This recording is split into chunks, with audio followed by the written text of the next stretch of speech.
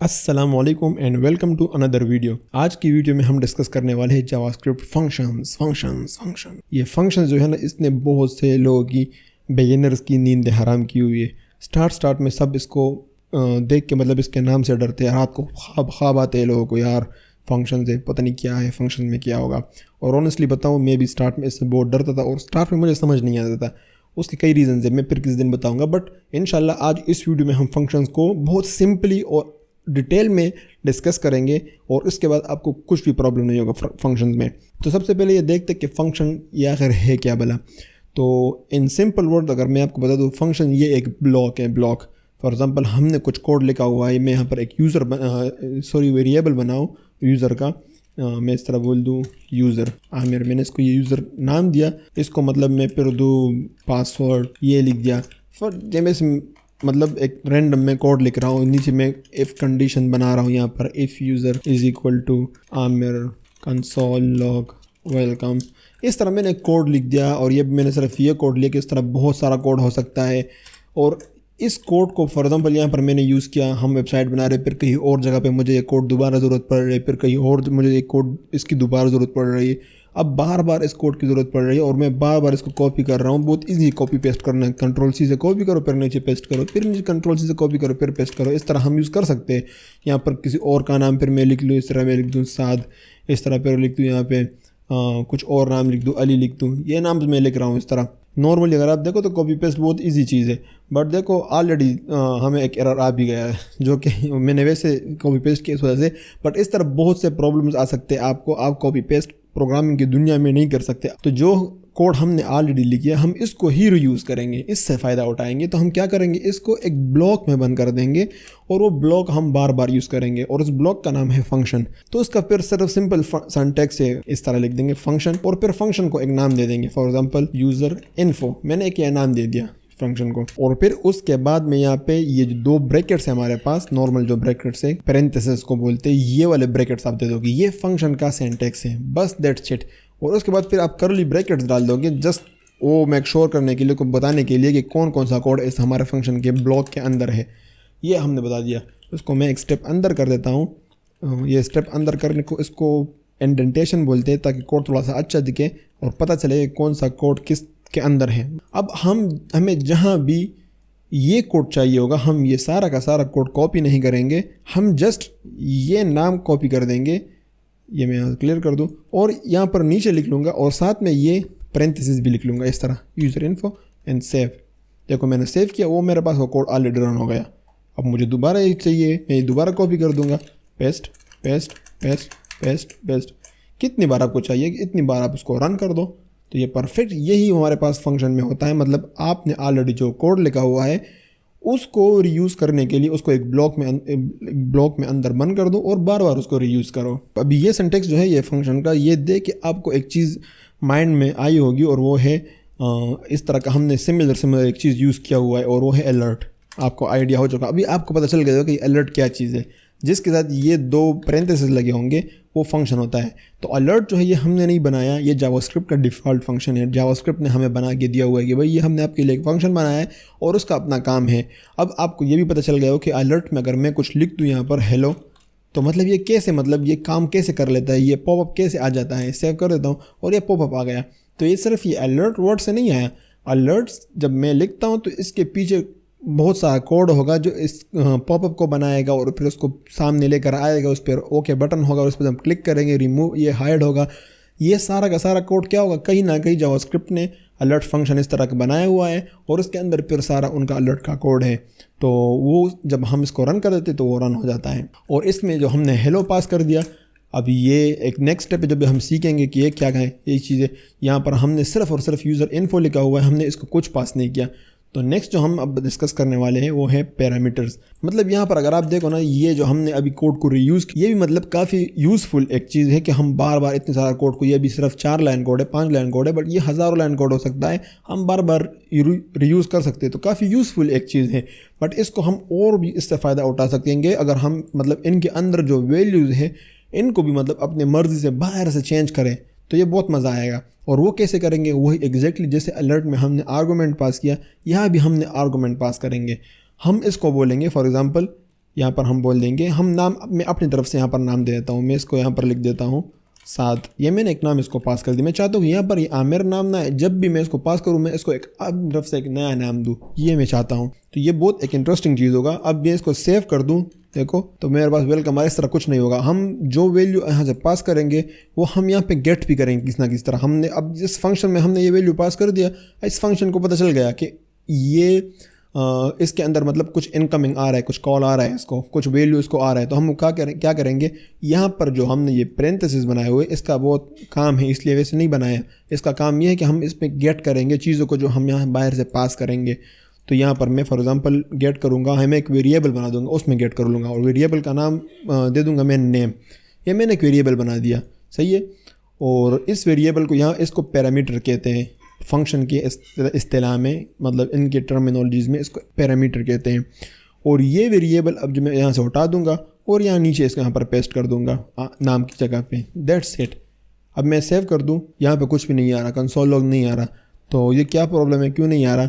वो इसलिए नहीं आ रहा कि नीचे मैंने इफ़ कंडीशन लगा है, if user is equal to Aamir. अब तो आमिर के बराबर है वो नहीं, तो मैं यहाँ पर एक एल्स भी लगा दूंगा, कंसोल लॉग, और यहाँ पर मैं लिख दूंगा वो नेम ही मैं लिख देता हूँ यहाँ पे, सिंपल लाइक दिस। और यहाँ पर वेलकम नहीं इनको लिख रहा, सिर्फ डायरेक्ट नाम मैंने लिख दिया। अब मैं सेव कर दूँ, ये देखो मेरे पास सादा है। अब ये देखो हम बाहर से उसको वैल्यू पास कर रहे हैं, फंक्शन के अंदर हम वैल्यू पास कर रहे हैं। यहाँ पर अब मैं कुछ भी लिख सकता हूँ, कोमेल, ये कोमेल आ गया। अब इसको मैं कॉपी कर दूँ, नीचे मैं पेस्ट कर दूँ, ये साथ में लिख दूँ।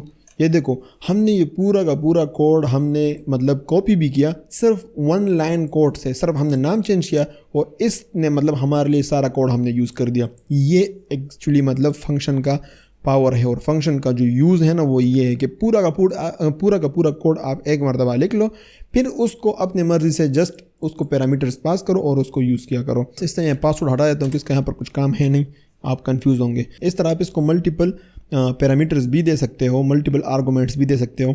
ये जो आप वैल्यू दे रहे हो इसको आर्गूमेंट कहते हैं और जहाँ पर गेट कर रहे हैं इसको पैरामीटर्स कहते हैं। तो मल्टीपल पैरामीटर्स कैसे देंगे, फॉर एग्जांपल यहाँ पर मैं लिख दूँ जॉब क्या करता है, मतलब ये मैंने एक बना दिया। और यहाँ पर अब फॉर एग्जांपल यहाँ पर मैं आ जाऊँ, यहाँ पर मैं इसको बोल दूँ डेवलपर सेव, और यहाँ पर इसके बाद कॉमे के बाद सिंगल कोट के अंदर मैं यहाँ पर लिख दूँगा डिज़ाइनर।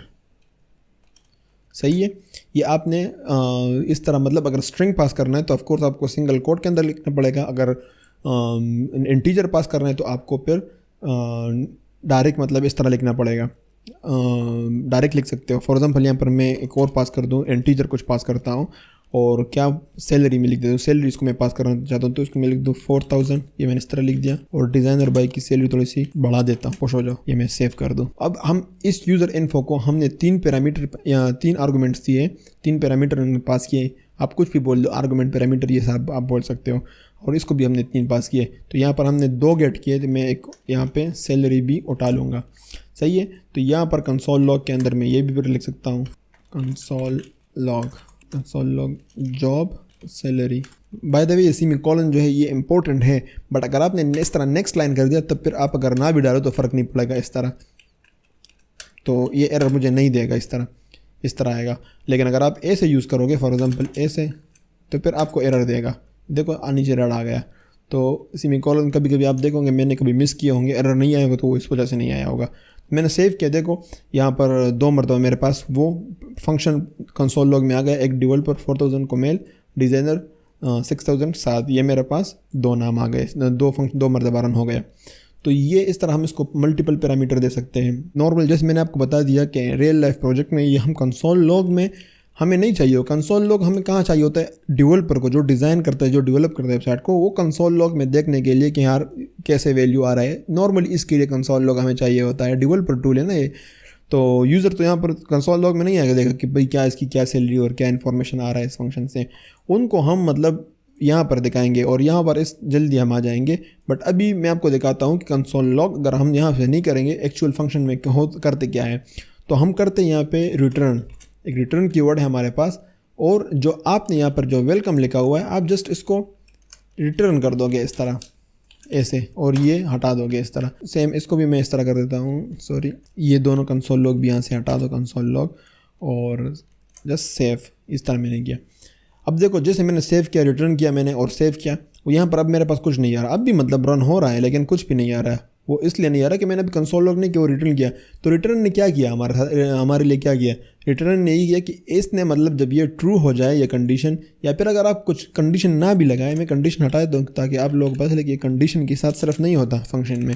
मैं यहाँ पर वैसे कर दूँ, मैं रिटर्न कर दूँ रिटर्न नेम, ये मैंने रिटर्न कर दिया नाम। जस्ट आप इस तरह भी रिटर्न कर सकते हो, ये कंप्लीटली मैंने हटा दिया यहाँ से। तो अब ये देखो रिटर्न हो रहा है, लेकिन अब रिटर्न हमारे लिए क्या कर रहा है, ऑफकोर्स यहाँ तो प्रिंट हो कर नहीं रहा। तो रिटर्न ने क्या किया, रिटर्न ने किया कि जो नाम हमने यहाँ पर पास किया इसको, वो नाम उसने उठाया और उसने इसको मतलब जो फंक्शन का नाम है उसमें सेव कर दिया हमारे पास।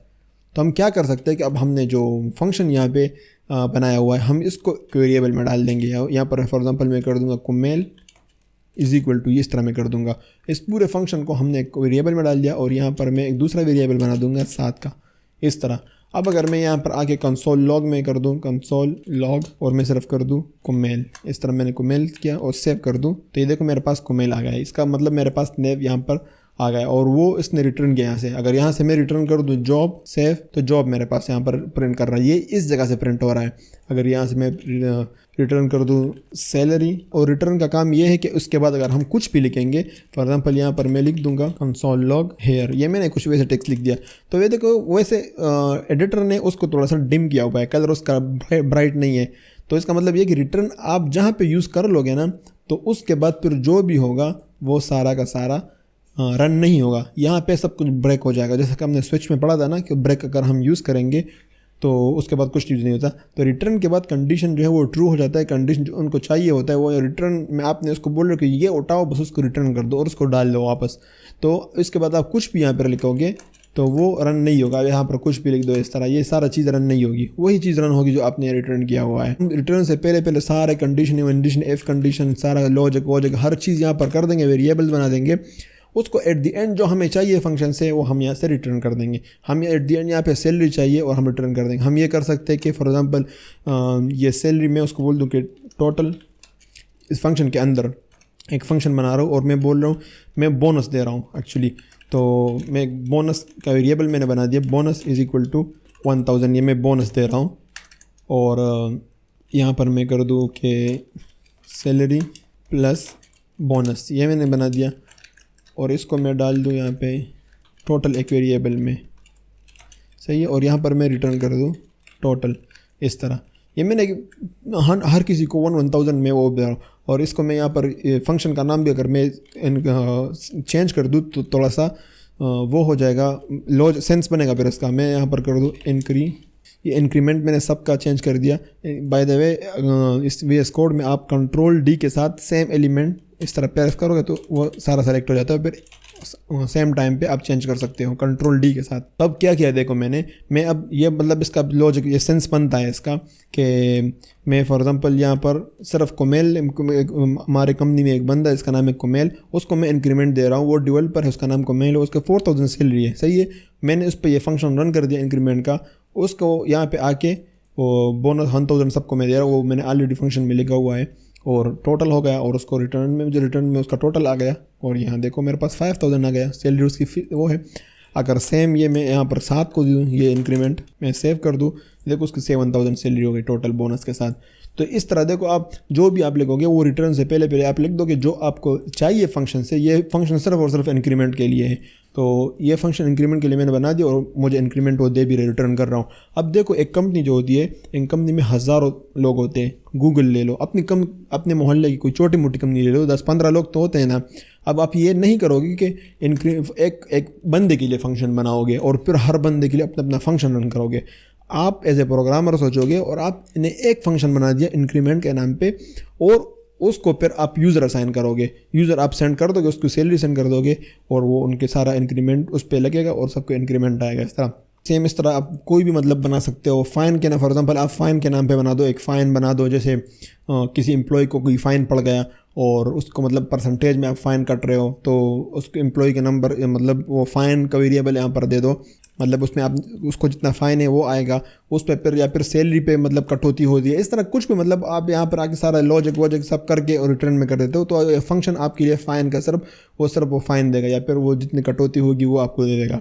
तो ये तो हो गया फंक्शन का। आई होप मतलब यहाँ से यहाँ तक क्लियर हो, क्योंकि मैं अभी आगे 1 2 3 स्टेप और जा रहा हूँ और यहाँ तक आपको क्लियर होना चाहिए। अगर यहाँ पर क्लियर नहीं है यहाँ तक तो वीडियो को पॉज करो और दोबारा ये सारा देख लो स्लो में, और मतलब समझ में आना चाहिए यहाँ तक इंशाल्लाह। फिर ये आपको मतलब प्रैक्टिस हम करेंगे ना तो ये आगे जाएंगे और वीडियोस देखेंगे, अभी टेंशन लेने की ज़रूरत नहीं है। बट अगर यहाँ तक समझ नहीं है तो एक मरतबा वीडियो देख लो दोबारा, कोई हर्ज नहीं है। अभी हम आगे एक स्टेप जा रहे हैं।